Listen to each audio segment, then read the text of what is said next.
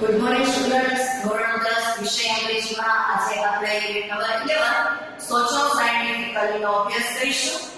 વૈજ્ઞાનિક રીતે વિચારો. બરાબર, એમાં આપણે 5 પોઈન્ટનો અભ્યાસ કરીશું.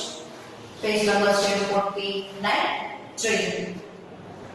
You have a younger brother. He becomes upset when he misses afternoon nap. You want to find out what is different in his behavior on those days.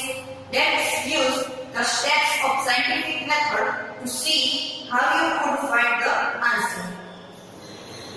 ધારો કે તમારો નાનો ભાઈ હોય અને જ્યારે તે પોતાની બપોરની ઊંઘ છે એ કરી શકતો નથી અને એ ઊંઘ ન કર્યા પછી તેના વર્તનમાં કેટલો અને શું ફેરફાર થાય છે એ તમે જો જાણવા માંગતા હોય તો આજે આપણે થોડા પોઈન્ટ્સનો અભ્યાસ કરીશું.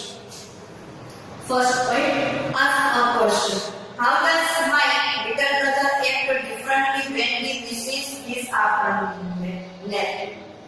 હવે જ્યારે તે પોતાની બપોરની ઊંઘ લઈ શકતું નથી ત્યારે તેના વર્તનમાં કેટલો ફેરફાર આવે છે. બીજો point, gather information about the question. પ્રશ્નની માહિતી મેળવો. Watch your brother on days when he takes a nap and on days when he misses his nap.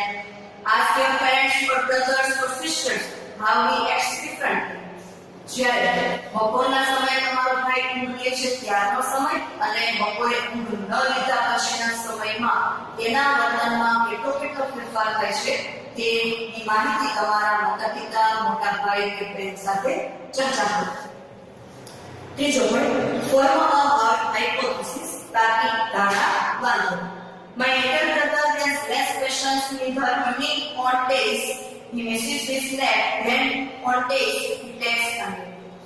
મારો ભાઈ જ્યારે બપોરની ઊંઘ લેતો નથી ત્યારે તેના વર્તનમાં ઘણા ફેરફાર જોવા મળે છે, પરંતુ જ્યારે તે ઊંઘ કરે છે ત્યારે તેનું વર્તન ખૂબ જ સારું હોય છે. Page number 50. ચોથો પોઈન્ટ, ટેસ્ટ ધ હાઇપોથેસિસ. તાર્કિક ધારણાની તપાસ.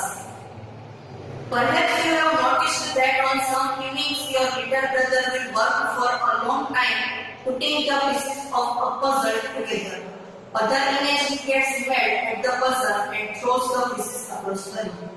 ક્યારે તમે એવું પણ નોટિસ કર્યું હશે કે જ્યારે તે સાંજના સમયે ઊંઘ લે છે અને તે કંઈ પણ તમે રમકડાઓ કે કંઈ પણ પઝલ્સ કે કંઈ આપો તે ખૂબ જ સારી રીતે સોલ્વ કરી શકે છે અને ક્યારેક તે જો તેની ઊંઘ ન થઈ હોય તો તે અમુક વસ્તુઓ છે ગુમાવી રીતે કરી મૂકે છે. Pick 5 days when your brother takes a nap. After dinner on those days, give him a puzzle to put together. Count how many pieces he has before giving up.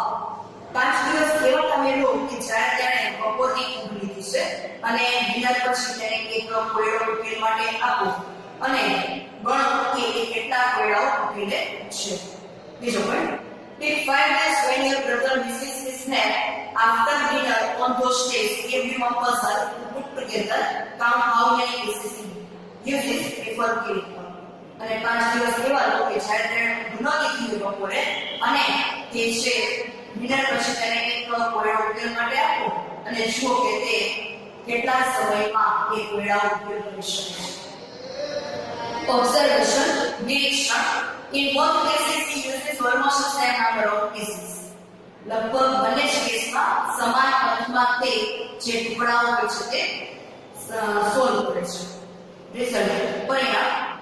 The hypothesis, તાર્કિક ધારણા. When he does not take afternoon nap, he loses passion. Is not proved. જ્યારે તે બપોરની ઊંઘ કરતો નથી ત્યારે તે તેનામાં ધીરજનો અભાવ જોવા મળે છે તેવું સાબિત કરેલું નથી. If there is no evidence from your experiment to support your hypothesis, try a different one. A hypothesis you could test quite easily would be: my brother cries more often in the evening on days when he misses his nap. જો તમે આ એક પ્રયોગ દ્વારા પણ જો કંઈ પરિણામ પ્રાપ્ત ન કરી શકો તો એક બીજો પ્રયોગ પણ છે કે જ્યારે તમારો ભાઈ છે એ બપોરના સમયે ઊંઘ ન કરી શકે અને પછી ત્યાર પછી સાંજના સમયે કેટલો વખત તે રડે છે, કેટલી વખત રડે છે એની નોંધ કરો. એ અને બેમાં પાઠ છે. Pick 5 days when your brother takes a nap count the number of times you rise between 6 p.m.